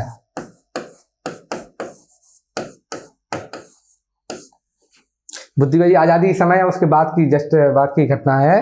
तो आप देखेंगे कि शहरीकरण धीरे धीरे बढ़ा है, उसकी वजह से व्यक्ति के अंदर भावना का स्थान कम हुआ है और बुद्धि का स्थान ज़्यादा बढ़ा है। तो प्रेम भी आप देखेंगे शहरी किस्म का भावुकताहीन प्रेम हो गया है, बुद्धिवादी प्रेम हो गया है, जिसका आप उदाहरण इनकी रचनाओं में, अज्ञेय की रचनाओं में या पूरे प्रगति प्रयोगवादी और नई कविता वाले दौर में देख सकते हैं। इसके उदाहरण हम देखते हैं। एक हम निहारते रूप कांच के पीछे हाँफ रही मछलियां। इस उदाहरण में दिखाया है कि जैसे हम लोग एक्वेरियम देखते हैं, हम एक्वेरियम देखते हैं तो हमें मछली बड़ी सुंदर दिखती है, बड़ी अच्छी दिखती है, तो हम तो उसका रूप निहार रहे हैं, लेकिन उस पात्र में उसको कैसे उसका जीवन गुजर रहा है ये मछली ही जानती है। हम उसकी जो घुटन है, जो संतरास है, उसको महसूस नहीं कर सकते। उसकी जो वास्तविक जिंदगी है वो कैसे हाँप रही है कांच के पीछे, हम वो महसूस नहीं करते। हम सिर्फ रूप देख रहे हैं, सुंदरता देख रहे हैं, सौंदर्य देख रहे हैं उसका। तो हम निहारते रूप कांच के पीछे हाँप रही मछलियां। यहाँ पर ये गैर भावुक दृष्टिकोण है, जो मैंने बताया गैर भावुक दृष्टिकोण है, वो दिखाया गया है। यहाँ पर रोमानियत नहीं है कि मछली कितनी सुंदर है, कितनी अच्छी लग रही है, वो भावुकता नहीं है। यहाँ पर असलियत, वास्तविक दिखाई गई है। यथार्थवादी दृष्टिकोण है, गैर भावुक दृष्टिकोण है कि मछली हम भले सुंदर दिख रही है ऊपर से, लेकिन मछली पे क्या बीत रही है ये तो वही जानती है, वो कैसे उसके अंदर हाँप रही है। एक ये उदाहरण है, दूसरा प्रेम के भी उदाहरण आपको अभी आगे मिलेंगे, आगे चल के आपको दिखाई पड़ेंगे कि फूल को प्यार करो और झरे तो झर जाने दो, ये सब उदाहरण मिलेंगे। तो ये एक गैर भावुक उदाहरण है, और यही सब जो मैंने बताया कि फूल को प्यार करो और झरे तो झर जाने दो, ये सब जो उदाहरण है ये किसके हैं, ये बौद्धिक प्रेम के हैं, सारी किस्म के, जो कि गैर भावुक प्रेम है, यथार्थवादी किस्म का प्रेम है। तो ये सब उसी को उदाहरण है। ये उदाहरण भी यथार्थवाद को दिखा रहा है, गैर भावुक दृष्टिकोण को ही दिखा रहा है कि हम भले रूप को देख रहे हैं लेकिन वास्तविकता क्या है, तो मछली ही। ये सब उदाहरण बौद्धिक किस्म का जो प्रेम है उसको दिखा रहा है। और आगे देखते हैं हम, आपको आशा और उम्मीद भी दिखाई पड़ेगी आगे काव्य में। जैसे झर गए तुम्हारे पात मेरी आशा नहीं झरी, जर गए तुम्हारे दिए अंग मेरी ही पीड़ा नहीं जरी। तो उसमें दिखा रहे हैं आगे कि भले अभी तुम्हारे पात झर गए हैं लेकिन आशा नहीं झरी मेरी। वो पात क्या होंगे, फिर से उगेंगे पत्ते, फिर से आएंगे। इस पतझड़ में झर गए तो क्या हुआ, फिर से उगेंगे पत्ते, फिर से आएंगे। झर गए तुम्हारे पात मेरी आशा नहीं जरी, जर गए तुम्हारे दिए अंग मेरी ही पिया नहीं जरी। तो दिखा रहे हैं कि फिर से इसमें पत्ते आएंगे। रचना कर्म की वास्तविकता, अगला बिंदु देखते हैं हम, रचना कर्म की वास्तविकता और ईमानदारी से वर्णन किया गया है कि कवि किस तरह से रचना करता है, रचना प्रक्रिया क्या है, इसका वर्णन इसने किया है, अज्ञेय ने किया है। किसी का सत्य था, मैंने संदर्भ से जोड़ लिया। जैसे कि निर्वैयक्तिकवाद में जब आप पढ़ेंगे निर्वैयक्तिकतावाद,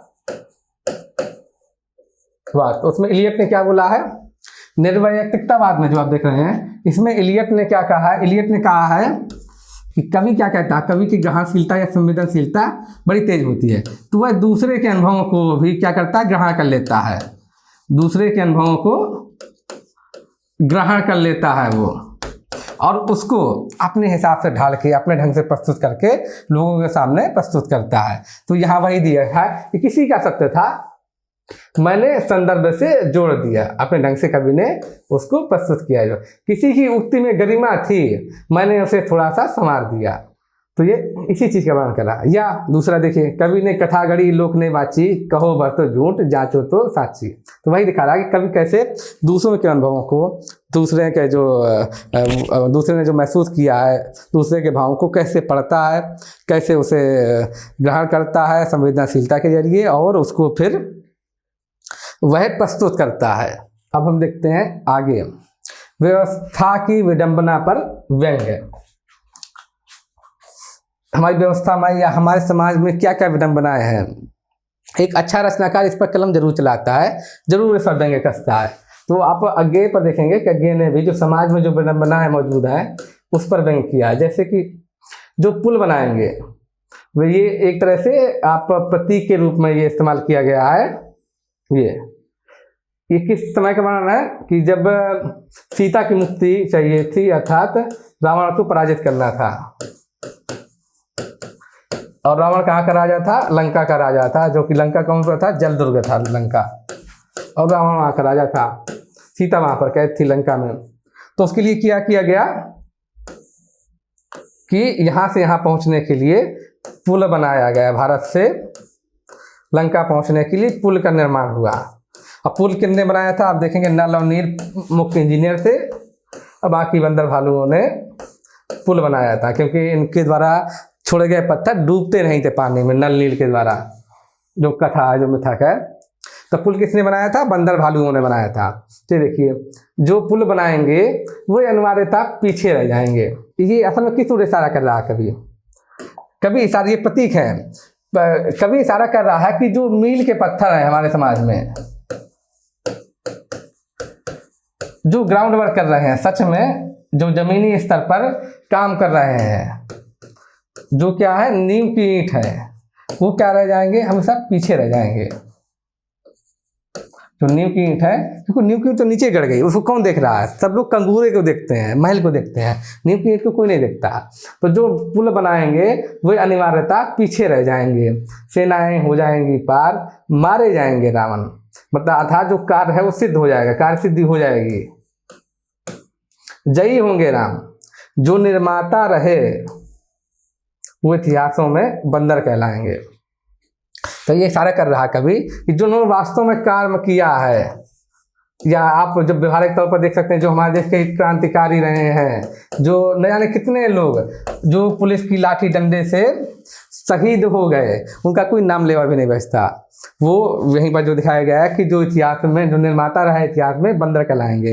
तो जो राष्ट्र निर्माण की प्रक्रिया में न जाने कितने लोग शहीद हो गए, कोई उनका नाम भी नहीं जानता। उसके बारे में, या इस तरह के जो भी व्यवस्था में परिवर्तन लाने वाले वर्कर हैं, ग्राउंड वर्कर हैं, ज़मीनी स्तर पर जो लोग क्रांति कर रहे हैं, उनका नाम लेवा भी लोग नहीं बचता है। आप देखेंगे ये हकीकत है, ये विडंबना है समाज की, जो कि आप पाएंगे हमारे समाज में। तो उसी को इस प्रतीकों के ढंग से, इस तरह से कवि ने दिखाया है कि जयी होंगे जो निर्माता रहे, इतिहास में बंदर कहला। वैसे भी देखिए, ताजमहल को किसने बनाया बहुत कम लोग जानते हैं कि कौन सा इंजीनियर था, कितने लोग लगे, क्या क्या हुआ। लोग सिर्फ शाहजहाँ का नाम जानते हैं, बाकी का नाम नहीं जानते। तो उसी के बारे में दिखाया। ये दूसरा व्यंग्य किया है पूंजीवाद के ऊपर कवि ने कि डरो मत शोषक भैया, पी लो मेरा रक्त ताजा है, मीठा है, हृदय है, मतलब हृदय में समाने योग्य है, पी लो शोषक भैया, डरो मत। ये व्यंग्य है एक तरीके से जो पूंजीवाद के लिए, पूंजीवाद के ऊपर किया है कवि ने। गद्य में तत्सम, वहीं काव्य में तद्भव शब्दों का प्रयोग किया गया है। अज्ञेय के साहित्य में, अज्ञेय के रचनाओं में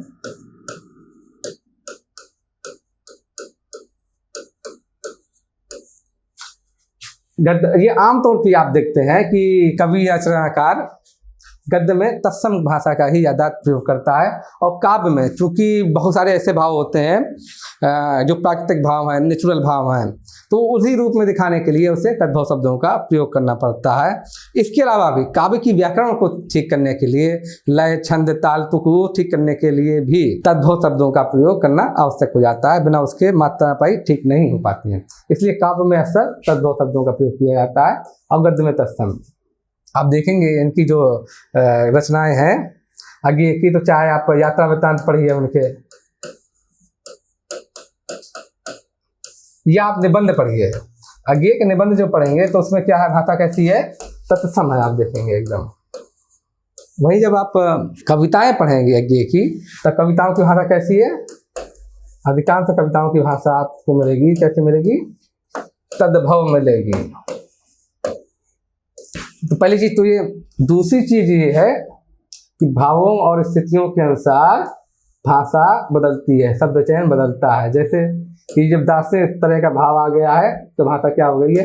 महाशून्य व महामौन अविभाज्य अनाप्त अद्रवित अप्रमेय, ये तत्सम भाषा हो गई है। क्यों? क्योंकि भाव कौन सा है? दार्शनिक भाव आ गया है। यहाँ पर दार्शनिक तत्व की व्याख्या हो रही है, तो दार्शनिक तत्व की व्याख्या के कारण यहाँ पर भाषा तत्सम हो गई है। और यहाँ देखिए नीचे जो उदाहरण है, यह जो पशुओं की आवाजें हैं, पशु पक्षियों की आवाजें हैं, उनका वर्णन हो रहा है कविता में। तो भाषा कैसी है? तद्भव है। जैसे देखिए, बंधे समय वन पशुओं की नानाविध आतुर तत्व पुकारे, गर्जन, गुग्गुर, चीख, भूख, हुक्का, चित्कार। ये अलग अलग पशु हैं, उनकी अलग अलग आवाज है। सिंह की आवाज गर्जना है, भालू की आवाज घुरघुर है, चीख करना, तो बहुत सारी चिड़ियाँ चहचहाती हैं। कुत्ते की आवाज भूखना, या भेड़िए की आवाज देखेंगे आप, चिचियाहट, बंदरों की आवाज या अन्य चिड़ियों की आवाज होती है। तो उस सब के लिए यहाँ पर तद्भव जैसा शब्दों का प्रयोग किया गया है। अब देखते हैं नाद सौंदर्य या संगीतात्मक, जो अगला बिंदु है, संगीतात्मकता या नाद सौंदर्य। नाद सौंदर्य कविता में जैसा कि पहले भी चर्चा हुई है कि कैसे कैसे आता है। एक तो नाद सौंदर्य है तुकबंदी से आता है, तुकबंदी से या लय से, ताकि उसको हम गा सकें। और दूसरा नाद सौंदर्य का लक्षण क्या है कि नाद सौंदर्य आता है जब जो प्राकृतिक स्वर है, जिस स्वर में प्राकृतिक वस्तुएं आवाज करती हैं, उनका उपयोग। प्राकृतिक वस्तुएं जिस स्वर में आवाज करती हैं उसका उपयोग। जैसे रेतीले कगार का गिरना छप छड़ाप, जब कोई कगार गिरती है रेत की तो कैसी आवाज होती है? छप छड़ाप। तो ये जो आया है छप छड़ाप का स्वर, ये क्या है? नाद सौंदर्य है। जैसे झंझा की फुफकार, ये फुफकार। तप्त पेड़ों का अर्रा कर जब आंधी आती है तो कैसे पेड़ गिरते हैं? अर्रा कर टूट कर गिरते हैं, टूट टूट कर गिरना। तो ये सब जो आवाजें हैं ये नाद सौंदर्य को ही दिखा रही हैं। अगला जो बिंदु है वो है काव्य रूप।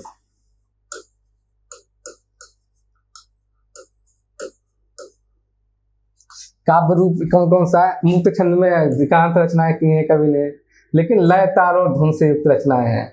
और लय ताल तथा धुन उपस्थित है तो क्या होगा? गेयता बनी रहेगी। आप उसको गा सकते हैं, भले उसमें तुकबंदी ना हो तब भी आप गा सकते हैं, क्योंकि उसमें लय ताल और धुन मौजूद है। तो रचना है मुक्त छंद में। मुक्त छंद में आप कविता भी देखेंगे, लंबी कविता भी देखेंगे।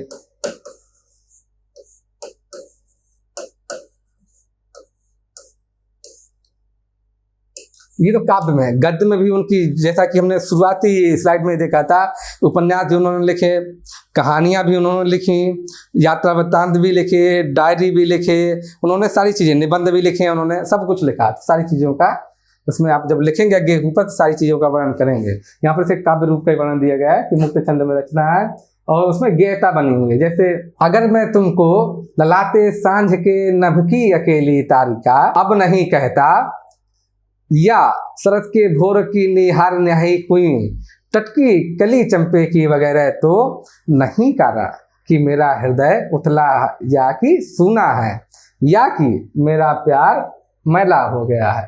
तो इसमें आप देखेंगे कि भले तुकबंदी नहीं है, लेकिन क्या है? एक धुन विद्यमान है, एक लय विद्यमान है इस कविता में, इसलिए इसको गा सकते हैं। बल्कि केवल यही उपमान मैले हो गए हैं। और देवता इन प्रतीकों के क्या है? कर गए हैं कुछ।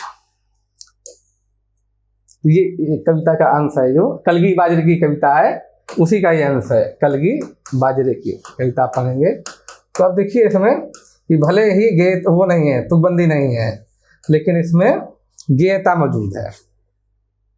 अब अगला बिंदु देखते हैं हम, क्या है? नवीन उपमानों का प्रयोग, नए नए उपमानों का प्रयोग। ये अज्ञेय की तो विशेष खास चीज है कि उन्होंने हमेशा नवीन उपमानों का प्रयोग किया। प्रयोगवाद का भी ये लक्षण है, प्रयोगवाद में नए नए उपमानों का खूब प्रयोग किया है। यहाँ की आप मुक्तिबोध के काव्य में देखेंगे तो उनके यहाँ भी उपमानों का प्रयोग खूब मिलता है, हालांकि भिन्न तरह के, थोड़ा भयानक तरह के उपमान मिलते हैं, लेकिन वहाँ भी उपमानों का प्रयोग हुआ है। और अज्ञेय तो नए नए उपमान के लिए जाने ही जाते हैं, तो इससे पहले हम लाइन पढ़े तो उसी में देखिए, बल्कि केवल यही ये उपमान मैले हो गए हैं, देवता इन प्रतीकों के कर गए हैं कुछ। यहाँ पर कवि क्या कर रहा है, एक तरह सिफारिश ही कर रहा है कि नए नए तरह के उपमान हमेशा कवियों को इस्तेमाल करने चाहिए, प्रयोग करने चाहिए, नए उपमान ही कवि को हमेशा प्रयोग करना चाहिए। और कवि ने प्रयोग भी किए हैं, जैसे ये देखिए उदाहरण के लिए, दूर पहाड़ों से काले मेघों की बाढ़, हाथियों का मानो चिंगार रहा हो यूथ। तो यहाँ काले मेघों की तुलना किससे की है, ये हाथियों के समूह से, हाथियों के समूह से तुलना की है काले मेघों की। तो काले मेघों की तुलना हाथियों से। यहाँ पर अलंकार कौन सा होगा, यहाँ पर अलंकार होगा उत्प्रेक्षा। जब प्रस्तुत की प्रस्तुत से तुलना की जाए तो वहां पर होता है उत्प्रेक्षा, वहां पर संभावना जताई जाए। यहाँ पर क्या संभावना जताई गई है, दूर पहाड़े पर काले मेघों की बाढ़, तो कैसे लग रही है वो, हाथियों का मानो चिघा रहा वजूद है। तो हाथियों के समूह की कल्पना की गई है, संभावना जताई गई है, इसलिए यहाँ पर क्या है, उत्प्रेक्षा अलंकार है। तो ये उपमान योजना क्या गजब की उपमान योजना है, कि बल्कि केवल यही ये बता रहे हैं कि हमेशा कवि ने बोला है कि नए नए उपमान आने चाहिए रचना में, तभी रचना की या कविता की नवीनता विद्यमान रहती है। नवीनता उसमें लाने के लिए क्या करना पड़ेगा, हमें उपमान नए नए रखने पड़ेंगे, उपमान हमेशा नए रखने पड़ेंगे। यहाँ पर क्या उत्प्रेक्षा अलंकार आप देखेंगे। और भी इसमें जब आप असाध्य वीणा पढ़ेंगे जो आपके सिलेबस में है, आपके साहित्य में है, तो उसमें देखिएगा हर दूसरी लाइन पर आपको अलंकार दिखेगा। जैसे आप पढ़ेंगे कि राजा का जो मुकुट कैसा हो गया था, जैसे फूल सिरिस का, उस तरह का हो गया था। तो सब आप उपमान, ढेर सारे उपमान आपको दिखेंगे। अब देखते हैं बिंब। बिंब से क्या होता है, बिंब से आपके मस्तिष्क पर कोई तस्वीर छप जाती है, उसमें आसानी समझ में आती है। तो कवि ने बड़े सुंदर क्षणिक बिंब जो वो उतारे हैं। ये क्षणिक बिंब विशेषता है अज्ञेय की, ये आपको रचना में दिखाई पड़ेंगे। जैसे उजग क्षितिज से किरण भोर की पहली, जब तकती है उस बूंद को। बिंब देखिए, जैसे कि मानवीकरण किया गया है एक तो यहाँ पर किरण का, तो मानवीकरण अलंकार भी है और बड़ा सुंदर बिंब भी है कि सूरज जैसे निकल रहा है पहाड़ों के बीच से, आप देखेंगे तो सूरज की किरण क्या देख रही है, जो ओस की बूंद पड़ी है पत्तों में पेड़ों के, उसको देख रही है। उजग क्षितिज से किरण भोर की पहली, जब तकती है उस बूंद को। तो ये बड़ा सुंदर बिंब है, बड़ा क्षणिक बिंब है और मानवीकरण अलंकार भी है, क्योंकि यहाँ पर किरण का क्या कर दिया गया है, मानवीकरण कर दिया गया है। या ये देखिए उदाहरण, मैंने देखा एक बूंद सहसा उछली सागर के झाग से, रंग गई क्षण भर। क्षण भर के लिए वो जब बूंद पर सूरज का प्रकाश पड़ा तो स्पेक्ट्रम तरह उसको रंग दिखाई पड़ने लगते हैं, तो वह बूंद क्षण भर के लिए रंग गई। तो बूंद का क्षण भर ही तो जीवन काल है, जैसे उछली उछल के फिर गिर गई, तो उस क्षण भर के लिए। लेकिन जब ये उछली यहाँ पर सूरज का प्रकाश पड़ा तो उसमें विभिन्न तरह के रंग दिखाई पड़ने लगे, वो रंग गई। उसी क्षण का वर्णन यहाँ पर अज्ञेय ने किया है, यहाँ पर कवि ने किया है। तो बिंब कैसे है, क्षणिक बिंब है, लेकिन बड़े सुंदर, बड़े ही अद्भुत बिंब है अज्ञेय के। अद्भुत बिंब, क्षणिक बिंब उसकी विशेषता है। उसके अलावा भी आपको ढेर सारे बिंब मिलेंगे, जैसे कि वही अभी उदाहरण पढ़ रहे थे उत्प्रेक्षा अलंकार का, कि दूर पहाड़ों पर काले मेघों की बाढ़, हाथियों का जैसे चिंगार रहा वजूद, वो भी बड़े सुंदर बिंब का उदाहरण है। या जब आप कविता पढ़ेंगे, विश्लेषण पढ़ेंगे, तो उसमें भी आपको बड़े अच्छे अच्छे बिंब दिखाई पड़ेंगे। अब आगे देखते हैं। अज्ञेय ने हमेशा कोशिश की है कि शब्द और सत्य के बीच की दूरी को पार दिया जाए। सत्य का मतलब है किससे है, सत्य का मतलब है अनुभव,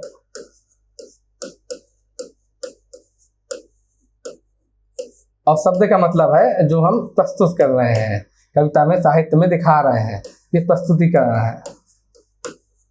तो शब्द के माध्यम से, कविता के माध्यम से हम सत्य को प्रस्तुत कर रहे हैं। तो शब्द और सत्य के बीच का जो अंतर है, हमेशा कवि ने चाहा कि वो अंतर हट जाए।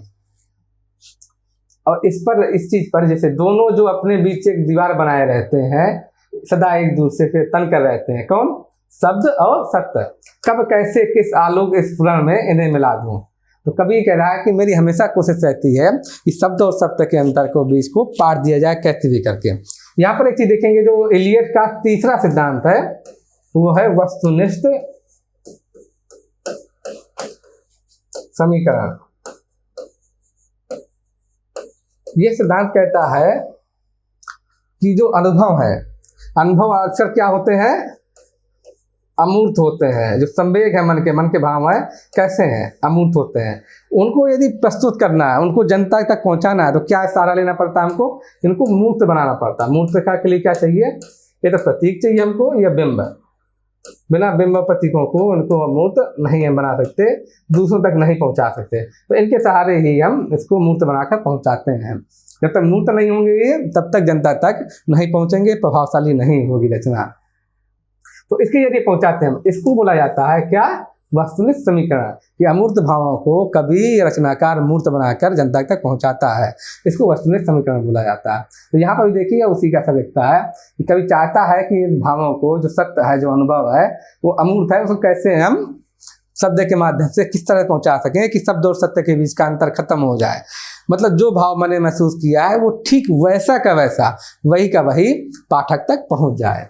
प्रतीक हम देख रहे हैं, प्रतीकों का प्रयोग क्यों होता है, जैसा कि पीछे भी हमने देखा कि अमूर्त भावों को मूर्त बनाकर पाठक के हृदय तक पहुंचने के लिए, पाठक के हृदय तक पहुंचाने के लिए प्रतीक का इस्तेमाल होता है। उनकी बहुत सारी कविताओं में देखेंगे आप प्रतीकों का खूब प्रयोग हुआ। असाध्य वीणा में आप देखेंगे, आपकी वीणा क्या है, वीणा का बजना क्या है, तो प्रतीक है। और जो महास्वर महामौन आप पढ़ेंगे,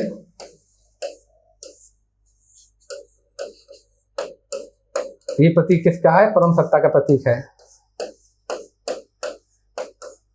ये सब प्रतीक ही है। नाच जैसी आप कविता में देखें, नाच प्रतीकात्मक नहीं है।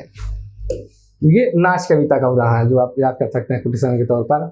ना मुझे देखते हैं जो नाचता है, ना खंबे पर जिस पर रस्सी तनी है, ना रोशनी को जिस पर नाच दिखता है। लोग सिर्फ क्या देखते हैं, नाच देखते हैं। जब आप नट देखा होगा ना आपने, वो दो बांस लगा के यहाँ पर रस्सी बांध कर जो नट उसमें चलता है लाठी लेकर, तो ये उसी नाच की बात हो रही है कि लोग क्या है, लोग सिर्फ नाच देखते हैं, ना मुझे देखते हैं जो नाचता, उस आदमी से लोगों को कोई लेन देन नहीं है। ना खंभों पर जिस पर रस्सी तनी है, उससे भी जनता को मतलब नहीं है। जनता को ना खंभों से मतलब है, ना जो व्यक्ति नाच रहा है उससे मतलब है, और ना रोशनी से। जनता को क्या देखना है, जनता को सिर्फ नाच देखने से मतलब है। तो ये समाज का एक तरह से सत्य दिखा रहे हैं, समाज की जो समाज में चल रहा है वो दिखा रहे हैं कि जनता को सिर्फ अंतिम जो चीज़ है जिससे उसको लाभ पहुंचना है उससे मतलब है। बाकी वो चीज़ कैसे बनी, कैसे आई हमारे बीच, उससे जनता को कोई लेना देना नहीं होता। जो वस्तु जनता को चाहिए, जनता को सिर्फ उससे मतलब होता है, वस्तु के चाहने से मतलब होता है। वो वस्तु कैसे निर्मित हुई, किन किन लोगों का खून पसीना से मिला हुआ है, किन किन लोगों ने त्याग किया, उससे कोई मतलब नहीं व्यक्ति को। यहाँ पर ये दिखाया गया है।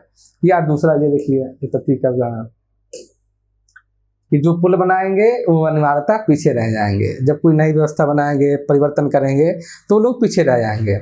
सेनाएं हो जाएंगी पार, मारे जाएंगे रावण, जय होंगे रहे राम। जो निर्माता रहे वो क्या होगा, इतिहास में बंदर कहलाएंगे। ये जो है, तो ये इस तरह से प्रतीकात्मक भी है। ये जो रामायण का प्रतीक लेके, मत की प्रतीक लेकर ये रचना की गई है कि जो वास्तव में न्यू की बनते हैं, जो लोग ग्राउंड वर्क करते हैं, उन बेचारों का नाम लेवा कोई नहीं बचता। जो ऊपर रह जाते हैं, दिखावे के लिए रह जाते हैं लोग, उन्हीं का लोग नाम जानते हैं। जैसे कि मैंने एग्जाम्पल भी दिया था ताजमहल का उदाहरण, जो सच में जिन्होंने बनाया, जिन्होंने डिजाइन की, कौन जानता है उनको। हर कोई बोलते हैं शाहजहां का ताजमहल है, तो उसका उदाहरण बताया मैंने। और भी ऐसे हजारों उदाहरण है। ये इतने क्रांतिकारी देशभक्त शहीद हुए, लोग नाम तक नहीं जानते उनका। आज हम आज़ादी में सांस ले रहे हैं, खुलेआम सांस ले रहे हैं, लेकिन हम लोग उन लोगों को भूल चुके हैं। उस सब के बारे में यही बताया गया है प्रतीकों के माध्यम से। तो इस तरह हम देखते हैं कि हमने अज्ञेय के साहित्य का संवेदना पक्ष पढ़ा, शिल्प पक्ष पढ़ा। संवेदना पक्ष की इतनी तरह की विशेषताएं हैं, आप देखेंगे उसमें प्रयोगवाद का और नई कविता का खूब प्रभाव है इस पर। चूंकि ये दोनों ही आंदोलन अज्ञेय ने चलाए थे, अज्ञेय उसके नेता थे, तो आपको स्पष्ट रूप से इन दोनों आंदोलनों के बारे में भी आए तो आप अज्ञेय के उदाहरण लिख सकते हैं, वो आसानी से लिख सकते हैं। तो वो जो संवेदना पक्ष में ढेर सारे बिंदु थे वो पढ़े हमने। अज्ञेय पर किन किन दर्शनों का प्रभाव है, चाहे मनोविश्लेषणवाद का प्रभाव आप देखेंगे, बौद्ध दर्शनों का प्रभाव देखेंगे आप अज्ञेय के ऊपर, और जो भारतीय देश दर्शन है, वेदांतवादी दर्शन है या अद्वैत दर्शन है, जो मानता है कि हमारी आत्मा परमात्मा का अंश है और एक तरह से ईश्वर हमारे अंदर ही है, उस सब का भी आप प्रभाव देखेंगे। और अस्तित्ववाद का प्रभाव तो आपने देखा ही उस पर। तो वो सब चीज़ें जो है, क्षणवाद का प्रभाव जो बौद्ध दर्शन है उसका प्रभाव आपने देखा। इन सब चीज़ों का प्रभाव देखा आपने, संवेदना पे और जो बिंदु हैं उनके जीवन परिचय से जो जो बिंदु संबंधित हैं, तो जो उनके जीवन में जो जो घटनाएं घटी उसका साहित्यिक में क्या प्रभाव है, वो सब आपने कनेक्ट करके पढ़ा। अच्छा, मेरा मानना है कि जब आप चीज़ों को कनेक्ट करके पढ़ेंगे तो आप आसानी से पढ़ पाएंगे, लंबे समय तक वो याद रहेंगे। वरना आप रटने की कोशिश करेंगे तो आप लंबे समय तक याद नहीं रख पाएंगे और परीक्षा में आप अक्सर भूल जाएंगे, आपको कोटेशन तक नहीं याद रहेंगे, ये सब बिंदु भूल जाएंगे। इसलिए जरूरी है कि चीज़ों को कनेक्ट करके जोड़ के पढ़ा जाए। आप एक ही कोटेशन में बिंब भी देख सकते हैं, प्रतीक भी देख सकते हैं, इसी में अलंकार भी देख सकते हैं, तो इसलिए कम से कम याद करिए। लेकिन आप ये जानने की कोशिश करिए कैसे हम लोग ढूंढते हैं इन चीज़ों को, तो उसके जरिए आप कम कोटेशन याद कर लेंगे और ज़्यादा काम आप चला ले जाएंगे। और दूसरा, कनेक्ट करके पढ़ने से, जैसे जीवन परिचय हम इसीलिए बता रहे हैं, जीवन परिचय आपके सिलेबस में नहीं आता है, प्रश्न नहीं आते, लेकिन जीवन परिचय से जब आप चीज़ें कनेक्ट करके पढ़ते हैं तो आपको वो लॉजिक उसका याद रहेगा, वो घटनाएं या साहित्य में वैसी चीज़ें क्यों आई हैं उनका औचित्य याद रहेगा, लॉजिक याद रहेगा, जिससे आपको चीज़ें लंबे समय तक याद रहेंगी। आप जब औचित्य के साथ चीज़ें याद करते हैं तो लंबे समय तक आपको याद रहती हैं, वो समझ में आती हैं, आपकी चेतना में बस जाएंगी वो चीज़ें। ये पढ़ा हमने। शिल्प में जो चाहे उनका बिंब हो, प्रतीक हो, अलंकार कैसे कैसे हैं वो सब पढ़ा हमने। काव्य रूपों में क्या क्या लिखे हैं, और काव्य रूप में गद्य रूप में भी क्या क्या लिखा वो भी पढ़ा, क्योंकि यहाँ पर हम अज्ञेय पढ़ रहे हैं, सिर्फ कवि अज्ञेय नहीं पढ़ रहे हैं, गद्यकार अज्ञेय भी हमने साथ साथ में पढ़ा है। तो वो सब चीज़ें हमने देखी। तो ये देखा है। बाकी जो असाध्य वीणा है उसका वीडियो आपने अलग ही देखा, असाध्य वीणा के मूल पाठ का भी आपने वीडियो देखा और उसके विश्लेषण का भी वीडियो आपने देखा होगा। यहाँ पर हमने सिर्फ अज्ञेय के बारे में चर्चा की थी, तो इसमें असाध्य वीणा के अलावा भी चीज़ें शामिल हैं। तो आज हम इस टॉपिक को यहीं ख़त्म करते हैं। अगले वीडियो में नए रचनाकार के साथ हम फिर मिलेंगे। नमस्कार।